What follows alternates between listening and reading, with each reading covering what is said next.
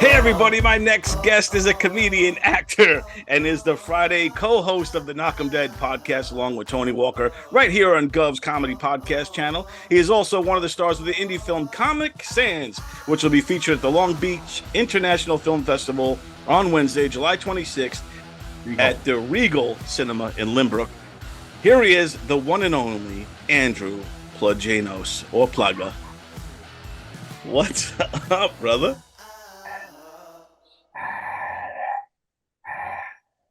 Not much. What's up? I was just enjoying the fandom I that worked you've on created. that really hard when I was like 12. So I feel inclined to always include it.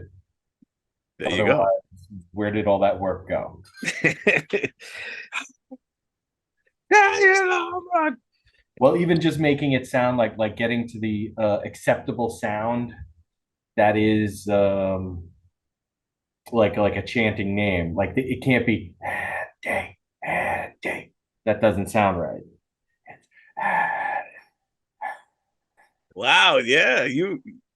Dude, I So what were it's you thinking this from? Yeah. yeah, so it's like the way you did it was it's kind of locked in or lost in the crowd, but you could vaguely hear.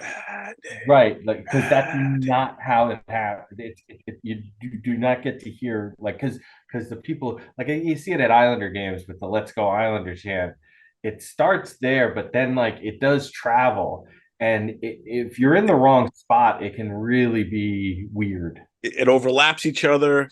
Plus, Right, there's not everyone screaming that in unison. Some people just screaming, and right, then you let's go, let's go, and it right. just overlaps each other.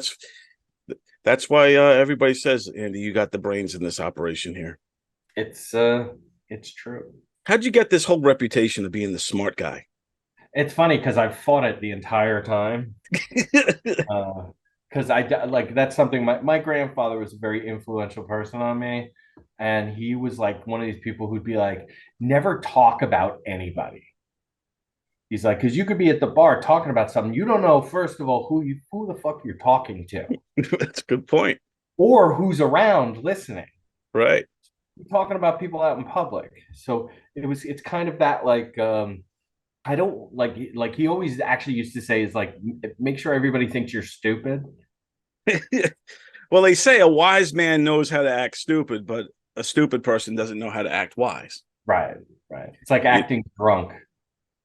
Like right, exactly. people who are terrible actors are like, so anyway, I was saying.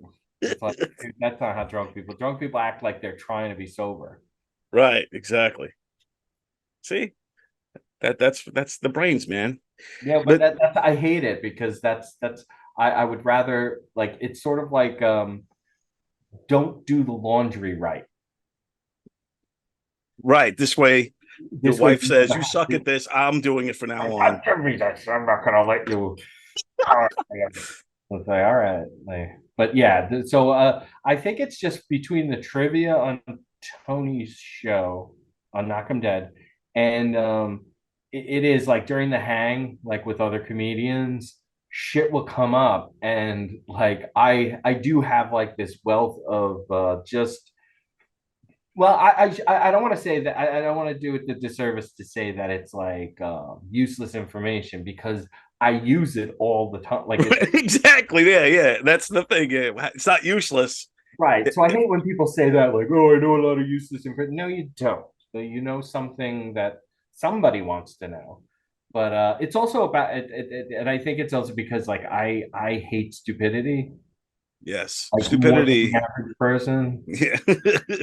Like because I can't like if somebody says something stupid, I actually cannot let it go.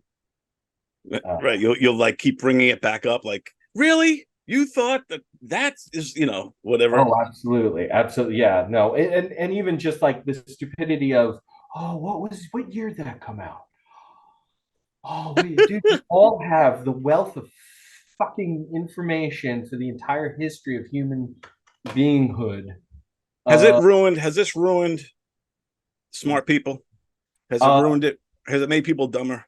no, no, what it has done is has it does it's done a couple of things. It has ruined the credibility of smart people first of all, because you're not going to get everything right, and stupid people tend to lock on to details that have nothing to do with. It's kind of like what comes up often in my head, and let me welcome you into my head, Don. Um, this like fuck, what was I gonna say? I shouldn't smoke so much weed. Uh, or taking all that PCP before we got here. Yeah, that crack pipe, I could see it. But like the mathematical or. Okay, Right. when somebody says or, one of my favorite questions to fuck with people is to say yes. Right. They usually are talking about what's called the mutually exclusive or, like you have two choices. Right. But the mathematical or is choice, choice, or both. And so it does, it's not as funny now as I'm explaining it, but it's Well, I gotta smoke a little. If I was high, yeah. I would be like, "This is fucking. Keep going. What's it?"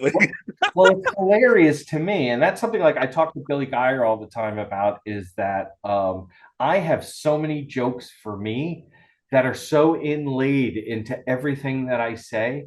It goes without me even noticing it, and it's only now at this age that I'm like, oh wow, I say that because I want to laugh later when I'm telling this story, not because like I'm But I not trying to think, make people laugh.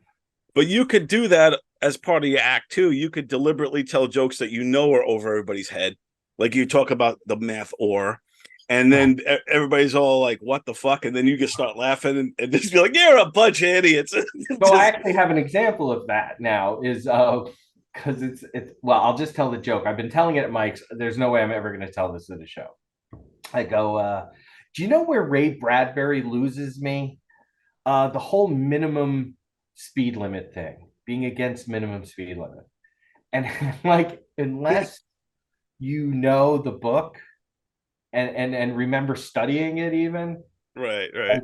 When they built the Long Island Expressway, Ray Bradbury was vehemently against the minimum speed limits and like fought against it. And it was like, yeah, Ray, this ain't about going out and enjoying life. The fucking expressway is about just getting here and getting into the city, you know? Right, exactly. Well, that's the whole problem with the Southern State. That's when he built that. What's his face? Um, what's his name? Who built the Oh, Southern Moses, State? Robert Yeah, Moses. Robert Moses.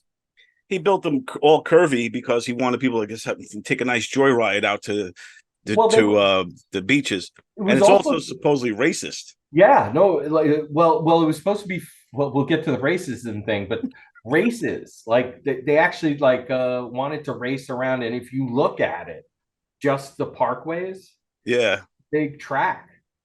It's this yeah, track, and it was supposed to be that. But the bridges, the low bridges. yeah. The low bridges make it racist, so this way Yeah. buses can't come out and all that kind of stuff. And Yes. buses usually equate to lower income. But modern era dumbass truckers, I swear, not a month goes by where I don't see at least three um, That get box stuck. trucks that are like stuck or whatever. And it's always on Friday when I'm coming back from Knock 'em Dead. Right, right. It's always when you want to get back home on a Friday. Especially in the summer with the traffic is so insane to go east. Yeah, because we call them idiots out here, Yes, yes. Up and Island idiots. yeah, Yes. they all come out. We see them all in their convertibles. Um, every summer they start. I'm out here in Manorville just before the last town really before you get through the Hamptons. So we see them all. They come through here. Right. So it's always a pain in the ass when they're here. Those damn idiots. Well, I'm familiar with it. The shrine is out there. Yeah, that's right. I'm right by the shrine, not too far. I actually could bike ride to the shrine.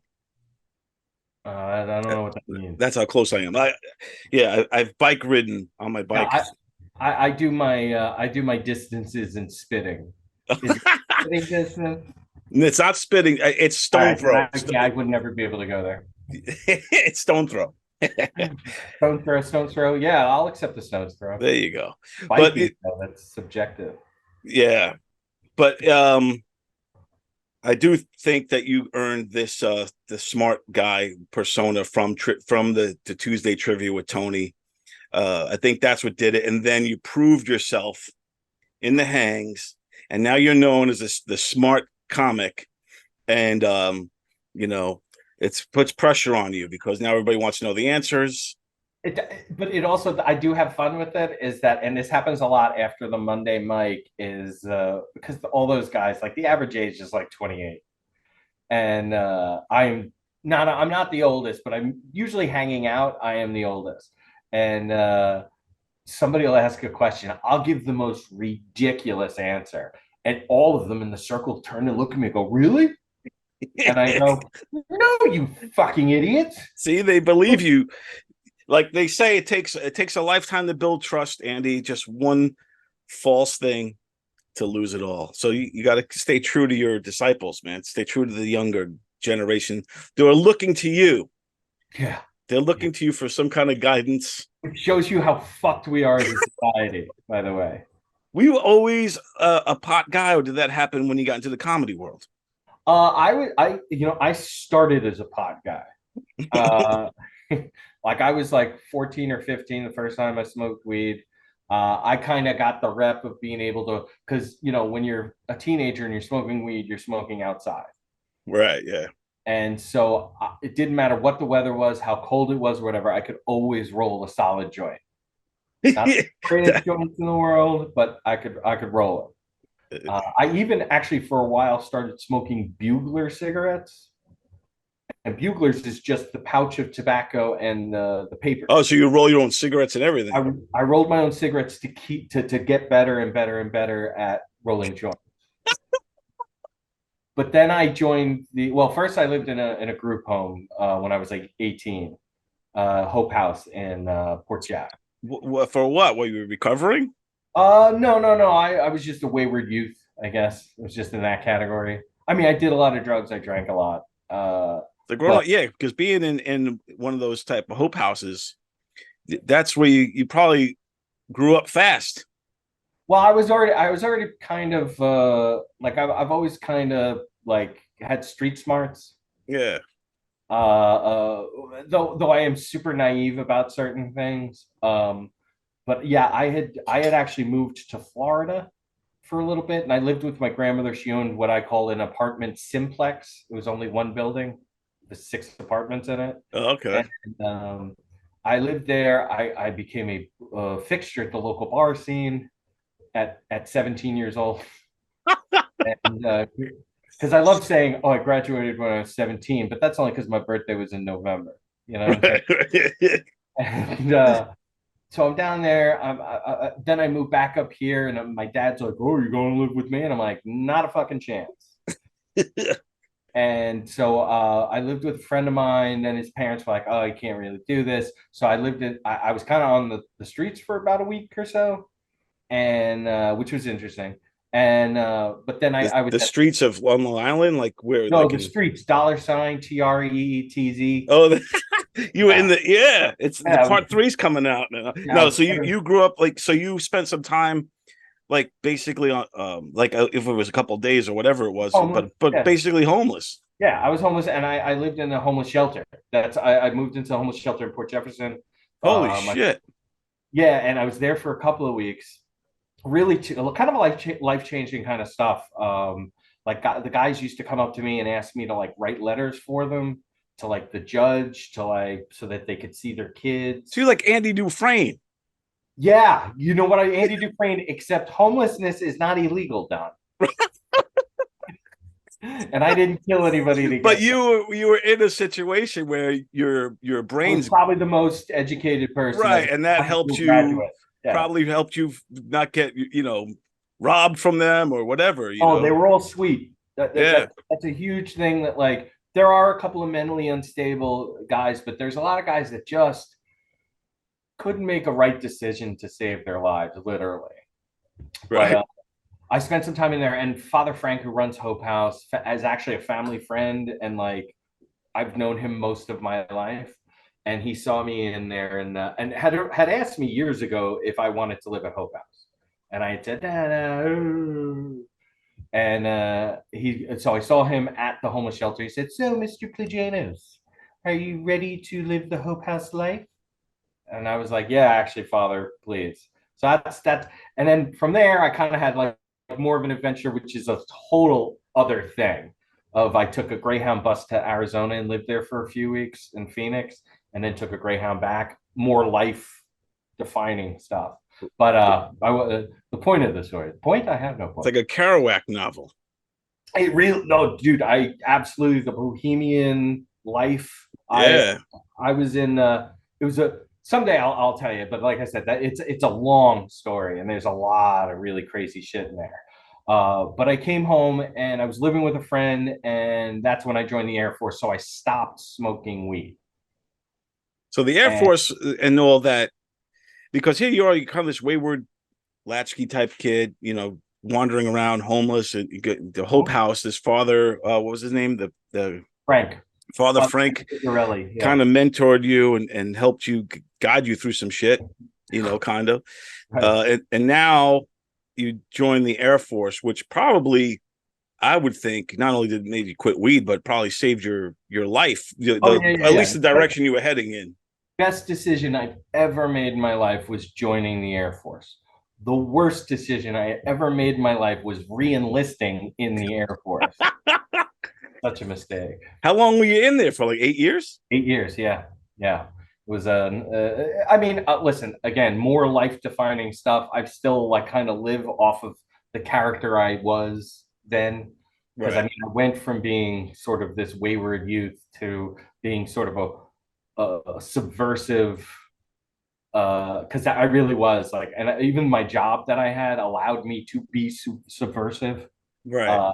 And to do things and mess with people in ways that you really shouldn't have, and really the military set up as a meritocracy to not let happen. Right.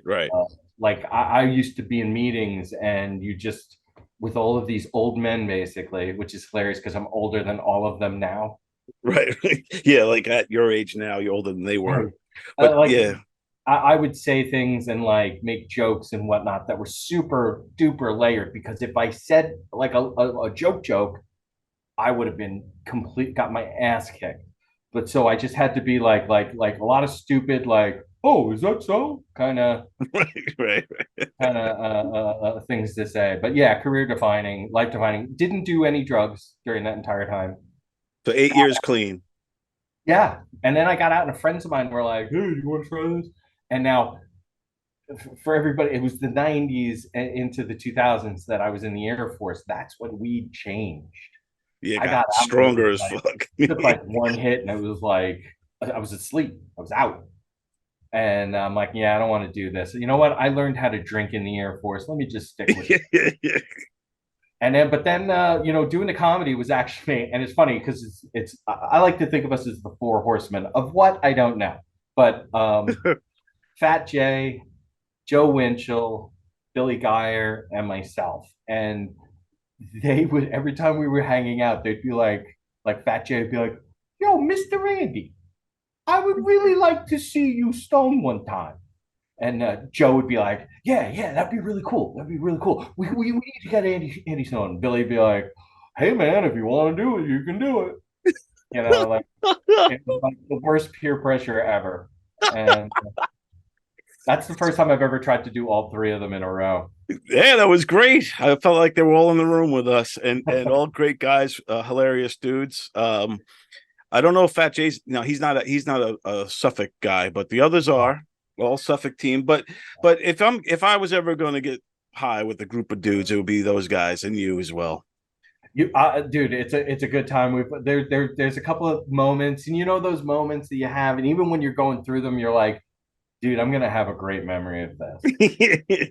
Like being in Fat Jay's car in front of the red zone, and it's like he and Billy are in the front because they have to be. I made Joe be in the middle because he's young. Or younger, right. Anyway. Yeah, he's the youngest one. He's got to ride. And then you had like one time there was Ali Walker in there with which was fantastic. Like that. Yeah. You know, there's been a lot of different people that kind of come and go, and it's a good time. Do you save the weed for after the show, or do you go on stage high? It's I a lot of times I frame things to Billy in that he's training me, he's my sensei. Teaching you the ways. Right, because I don't want to say he's like a wake and bake kind of person, but it's just like he even said it the other day. It was like, oh, he asked me like, is it hard for you to say no when everybody? Because I had already said no, and then like and I'm like, yeah, all right, whatever. Right. Like, Right. I'm sorry, I don't want to. He's like, I don't want to be like peer pressure on you or anything, and I'm like, no, no, no. I said, I think because I started out not smoking with the comedy thing that I have no problem being like, matter of fact, Fat Jay used to make fun of me. He still kind of says some shit, and this is why I've been training with Billy because he'll be, Andy gets the 2 hits and then he's done. Come on, man up, man. And it's like, dude, and the last time we actually were hanging out, he's like, oh, you're just gonna do your 2 puffs and be done, Mr. Andy? And I'm like, no, no. I'm like, no, maybe you haven't been around for a while there, Fat Che. I'm kind of a big deal now. He's like, yeah, go home and get your shine box. Now that's peer pressure. Yeah, no, but it's Jay. He's like the Yeah, sweetest yeah, human being ever created, except when you really get to know. No, I'm only yeah. kidding. Like a gentleman. Yeah. No, but like I said, man. I'm you're out and about. You're rocking. You're doing a lot of shows these days. How often do you get out there now? At least a couple times a week, it looks like. Yeah, it's kind of funny because like you're talking to me in a week where I have no shows. Oh, Uh, and last week I think I only had one. This summer is kind of crazy anyway. But and a lot of people don't go out as much to the clubs. Everyone's at the beach, so the audience is. yeah, and there is like a certain degree of like you're the flavor of the week for a couple of years. Right, And so everybody wants you to be on their shows. You're on a million shows. Maybe you're still bringing people, but then you do get to a lot. Like I am appreciative to be at a level where a lot of people just don't expect me to bring. So right. if I get booked, it's Because they want you. yeah, because they know I'm going to add something to the show, Right, uh, and that's like more fear of bombing at that point. Then because it's like, oh God, they're asking me to be on this show because they actually want me to be funny. No. dude. That's how I was the first time. I like I always say, and you probably know this, but I did comedy for a very brief amount of time, but I got paid twice. And when I got paid, it was only like $20, whatever gas money. I had to go out to Queens, this bar in Queens. But it put pressure on me because now it's not free. Now I'm being paid to do this. And I was like, oh my God. Like it was so nerve-wracking, and it must be even more nerve-wracking for you now because you're getting known out here and when people hire you, they want the Andy Plagainos experience. Yeah, well, it is funny because like there is also the degree of like, well, I don't really get booked. Well, maybe nobody gets booked as much as they feel like they should be. Right. Because 3 shows a week would be all right. I'd be happy with 3 shows a week. But it's like going through because I was sick over the winter and didn't do stuff for a while.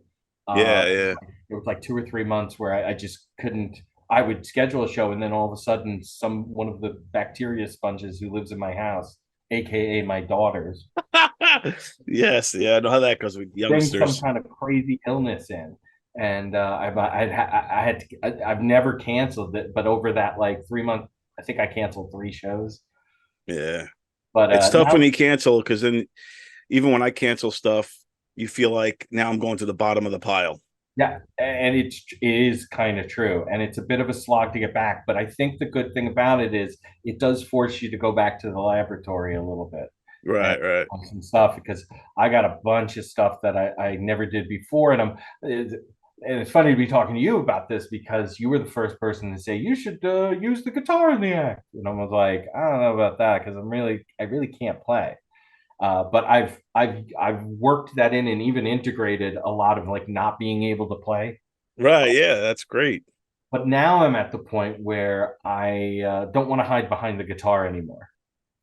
And I did reach out to a well-known Long Island comic and asked they them I'm gonna use just to hide their Throw us identity. off. Yeah. Like to take a look at a couple of my videos. And the thing is, I also didn't have any like current videos, which probably I should have had current videos. But they them told me that if that I'm not doing actual stand up, and that if I ever want to be respected, I can't do kind of the silly shit that I kind of had come to do, which I get. Like I disagree with that though. I think everybody is doing straight stand up, right? You come like we had the you were on the top 5 anti comedians with me and stuff. yeah, Anti comedy, kind of what you do, sort of. No one's doing it anymore. yeah, it you know what's funny? I'm starting to look at it, and maybe this is with time because I'm 6 years deep now, um, just in June, and Nice.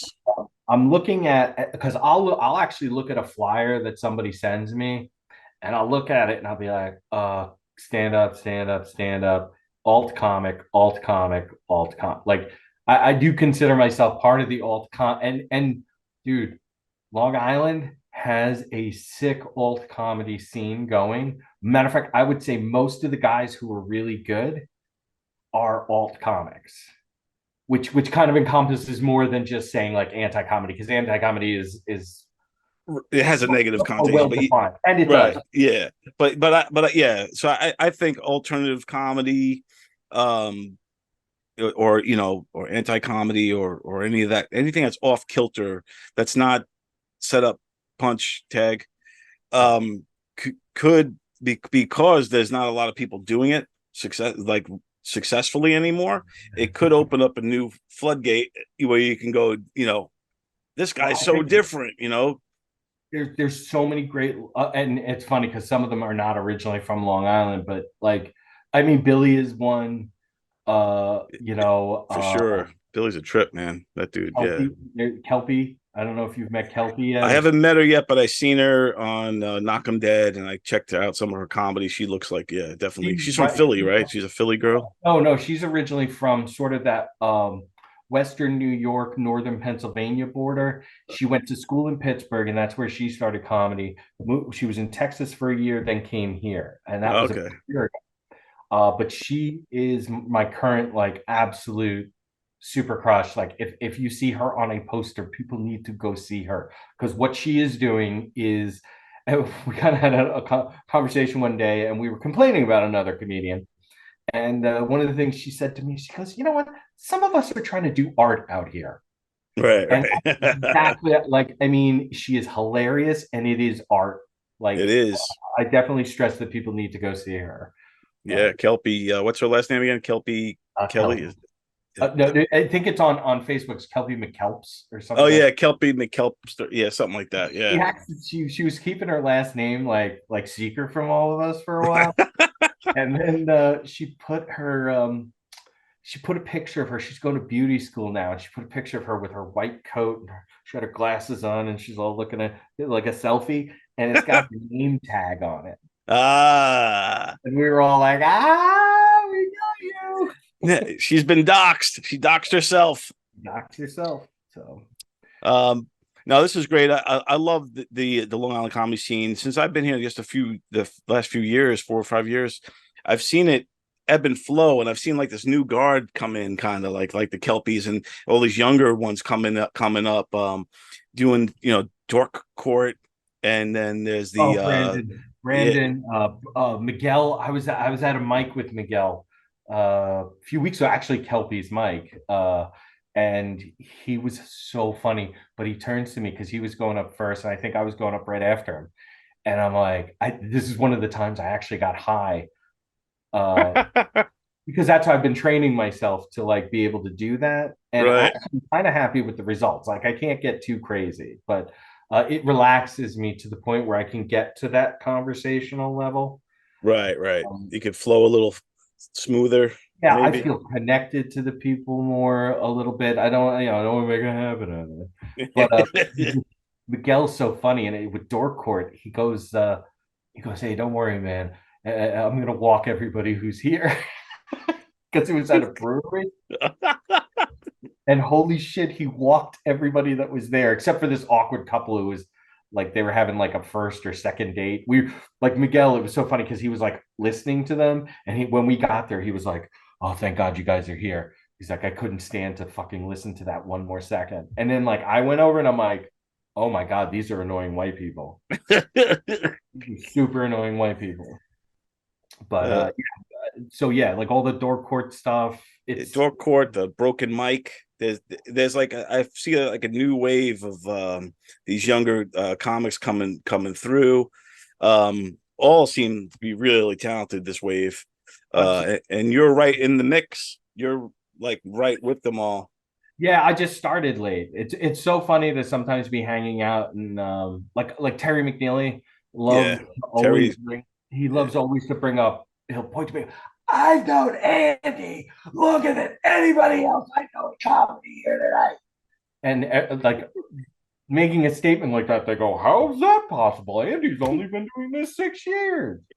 And then he like it's Billy and I joke because he tells the same story every single time we hang out. He's like, "Andy was my bartender back when I was a drug dealer." And like he has a whole like litany of stories that he goes off of. Like even he'll reference his act. He'll go, "In my act when I say blah, blah, blah." And then yeah, Andy was the bartender. Like, yep. Is that true? So you were the bartender for Terry back in the day? What, Port Jeff? I was one of them. No, it's funny because started out in Smithtown. Like when I got out of the Air Force, a lot of my friends worked for Napper Tandy's in Smithtown. Oh yeah, good old Napper And so Tandy's. I really did. I started working at a place in Kings Park. Then I went down to this place in Oakdale.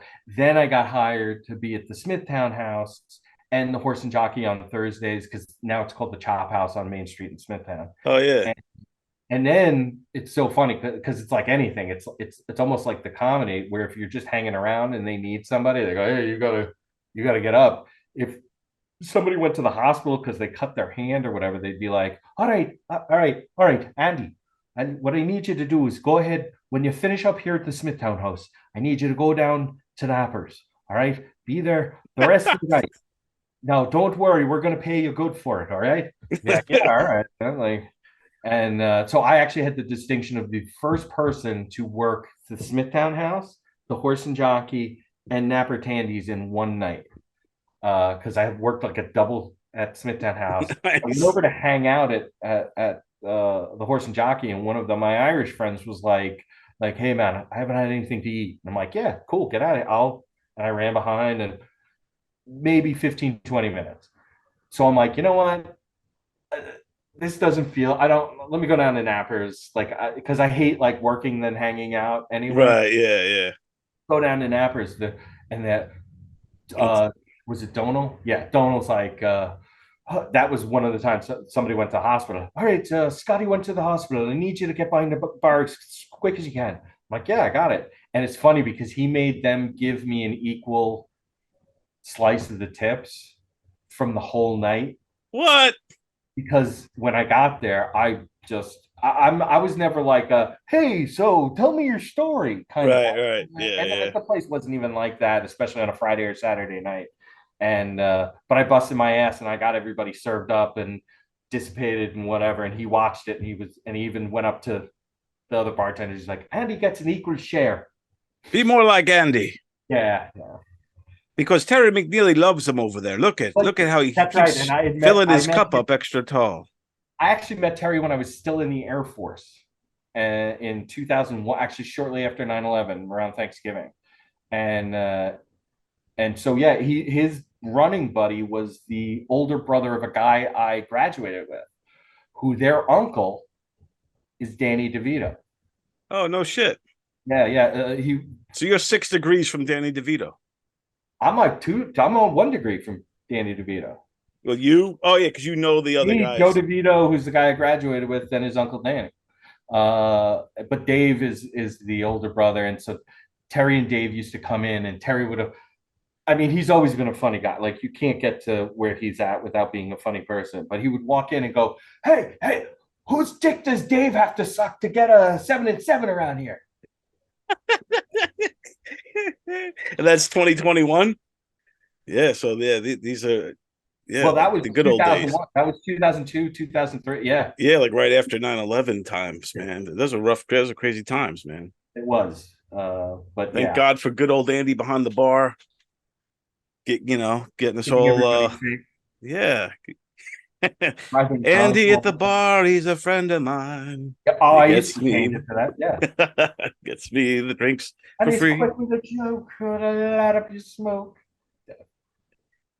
But he wants to be an Napper attendees. Yeah. It's Well, huge. and it was, listen, it was a great time. That was like eight, probably almost 9 years of my life where I like to tell people, like, no, that's how I paid my bills. Right. Yeah, exactly, man. You had to, and living on tips. People don't understand. Always tip your wait staff and always tip your bartender, everybody. You know what? Don't give them just the tip. Yeah. I always give 20%. That's all I have. Yeah, Down. I think with the way that I do it always works out to 18. But if somebody's really good, I add on to that. So Yeah, there you go. So, Andy, I do want to talk about Comic Sans.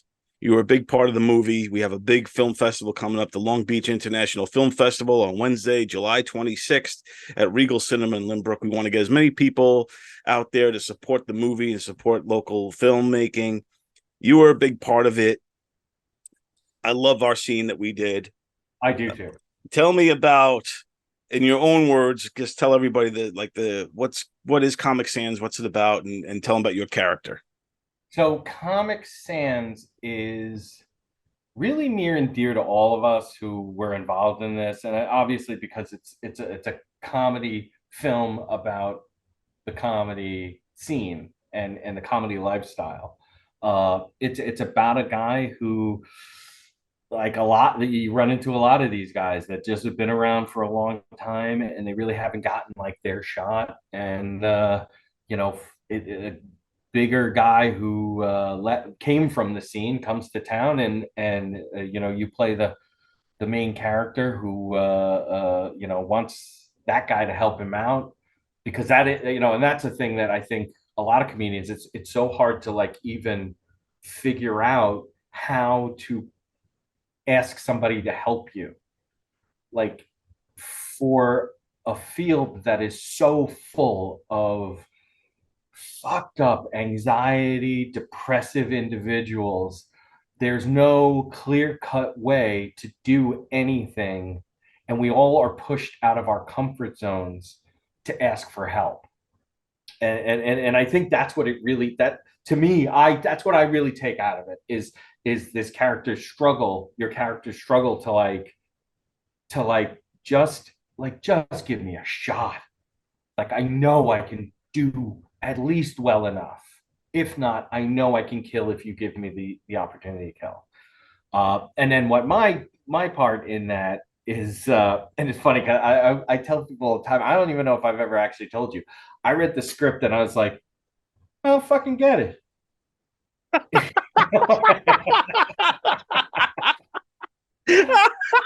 I'm like, I'll do it, but Jesus Christ, I don't know what he thinks is going to happen here. Right. Which I think is actually a compliment because it shows like what an awesome vision that you had, Right. and that you were able to convey that vision to Zach Walker, to Tony Walker, and to the whole cast and crew, and get us on board with what this was. Because I'm like, this isn't funny.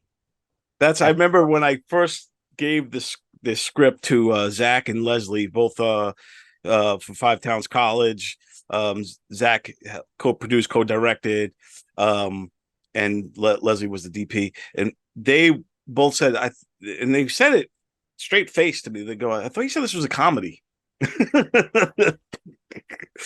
So yeah, it didn't translate on that kind of vibe. But I think it's also kind of a tribute to your like your vibe. Like since I first met you, which was like so random. Like I literally had the heart attack. Had This is the only I did shows. I did all the shows I was booked for after my heart attack. I had the heart attack on Monday night into Tuesday morning. I had a show on Friday where I actually opened the show as Dracula and I came back as me and featured. Holy shit! Damn. Angela, it was at well, it was a bar show out here in Mount Sinai, and Angela Cobb was the headliner. She's so fantastic. I love her. Um, but yeah, I'm like, oh, how am I going to do this comedy thing and like slow down? Because my wife's like, you're going to slow down. I'm like, okay. And so I was like, oh, a podcast. Like, let me start thinking about it. And then I saw like you and Benny were putting it out there all over the place. Like, we need people, we need people. Yeah, yeah, pursue And so I Sue. reached out to Benny and I said, hey, and he's like, and apparently I was the last one in or something like that, like out of that first round, first season. Oh yeah, yeah. And yeah, and then it like I just it's one of those moments I'll always remember is when I sat because we were up on the Yeah, those high and you chairs. were right next to me. I was sitting right, and I looked at you and I said, "So who do you think's going to play you in the movie of this? Like when one of us gets famous and this becomes a biopic?" And you looked at me like I was fucking crazy. You were, why? Because it was like right before we started. I don't You're even like, remember that. This is great. well, you just looked at me like, what? And you get your,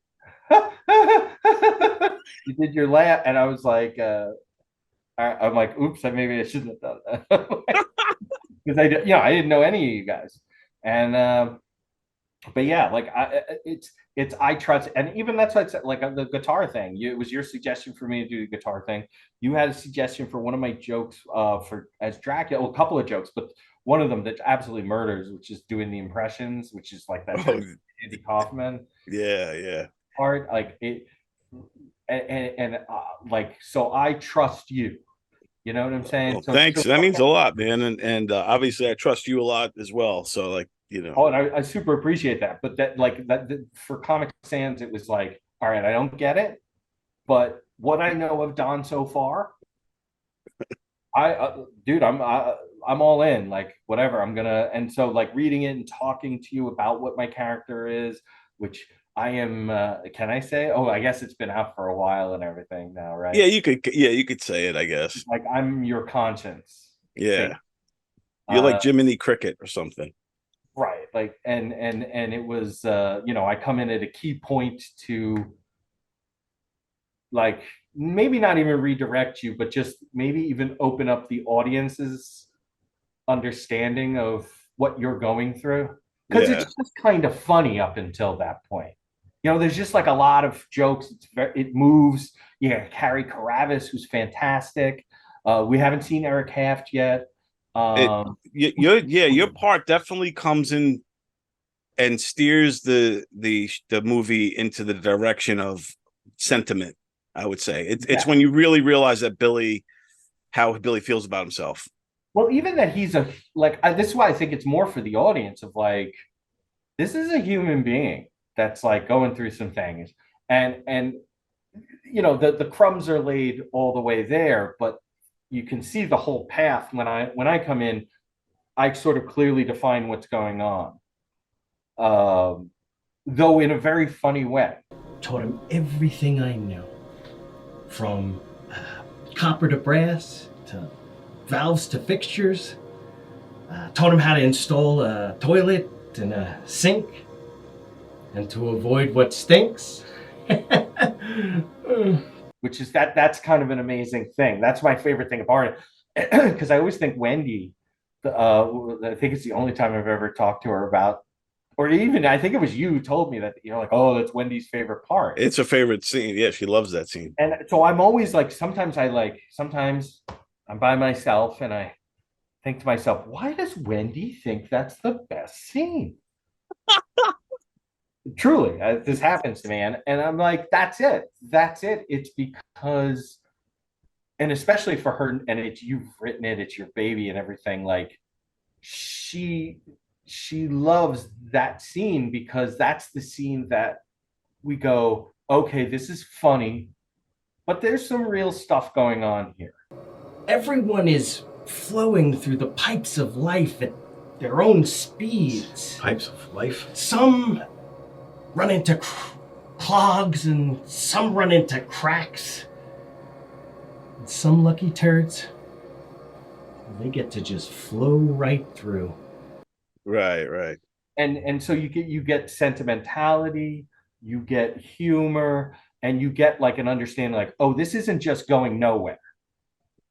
You know Right. what I'm saying? Like you're actually making like a really cool statement. Even though I like, I read the script and then like watching it, I'm like, I know that that's where it's going. But you have all these funny scenes in the beginning. My scene happens and it kind of redirects what's happening. Right. After that, it pivots and then leads us to like, yeah, it's like right in the middle, and Yes. then boom, it leads us down towards the peak. So without that scene, the ending wouldn't peak like it does.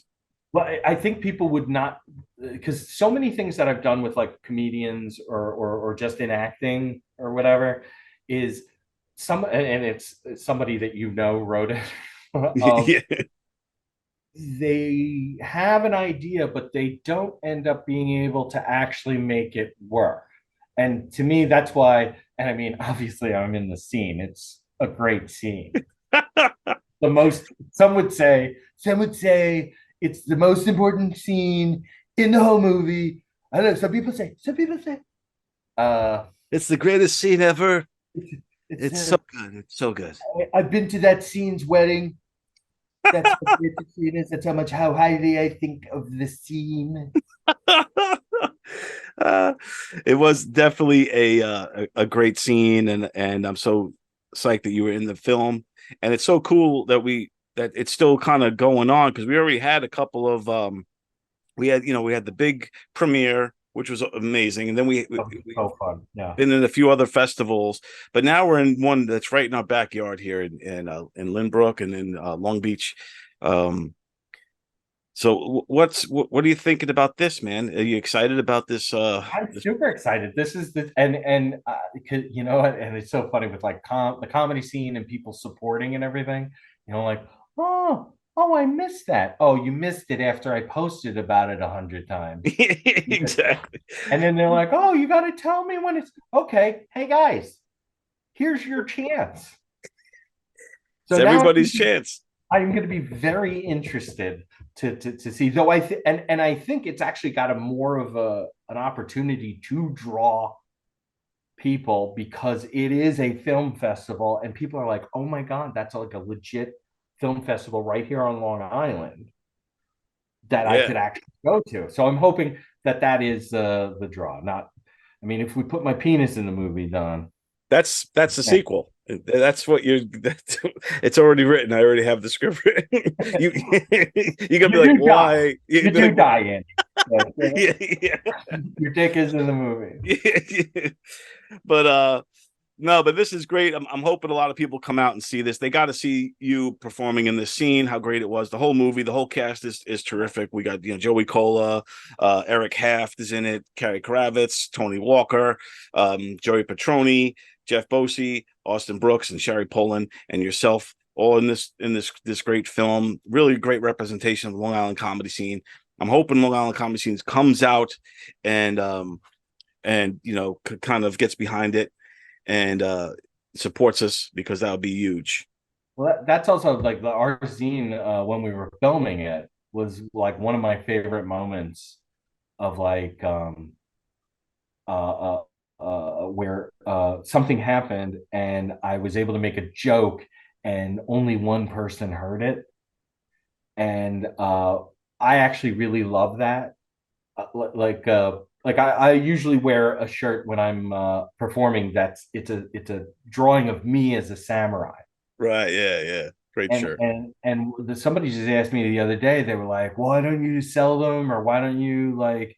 I'm like, "Cause this one's for me. Like, if somebody comes up to me afterwards and goes, 'Yo, that's crazy, that's you,' I'm like, nice. They get that added little extra thing." And so here we are in the bathroom at Gov's. The poor lighting kid who's in between the urinals. Those disgusting toilets. The backlighting in the stall, the one stall they have, and all of a sudden a bee, like we were stopped, but this bee comes out of the ceiling, like big. It was pretty big. It was like this big, and like and I'm thinking the kid, he's a kid, he's 21, he's gonna kill the thing, like, Right.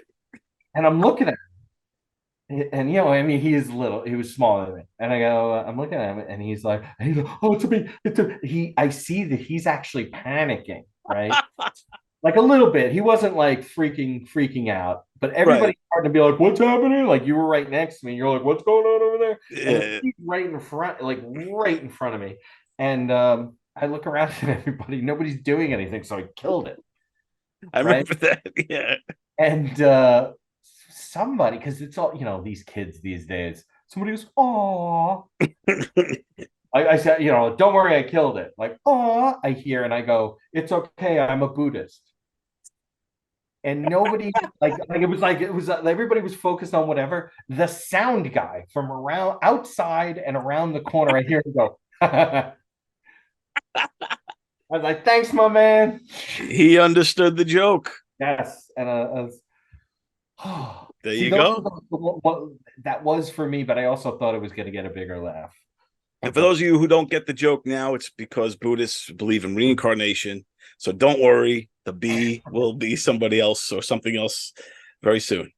And also the non-violence, like that's a layer in there also. A couple of different things that I was pretty proud of that got the moment. The layered joke and right there, boom. Yeah. Like, oh, You know, it's funny. Alex Bradley at the mic every now and then, like, and he's the only other one that this ends up happening. Somebody will say something, or he'll say something, or I'll say something, and it is inherently layered. It's calling back things like unintentionally, like nobody thought that this was going to happen, but it just like comes together. And he's the only other one that like the two of us are our eyes are like, dude, that was fucking super layered. And yeah, holy shit. Like it's one of my faves.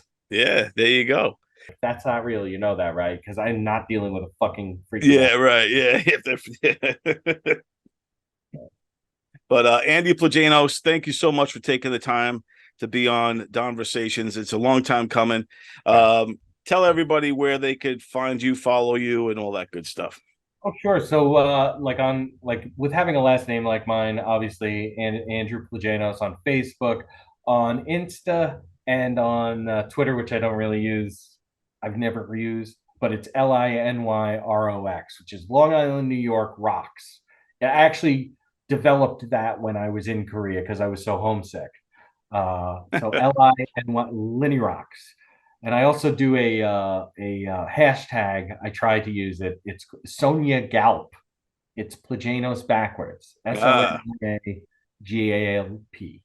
So very cool. Everybody check out Andy and don't forget to check him out if you really want to see him acting and his big scene. yeah. It's going to be the 26th, July 26th. It might actually be the day this is airing. Is it So it's today.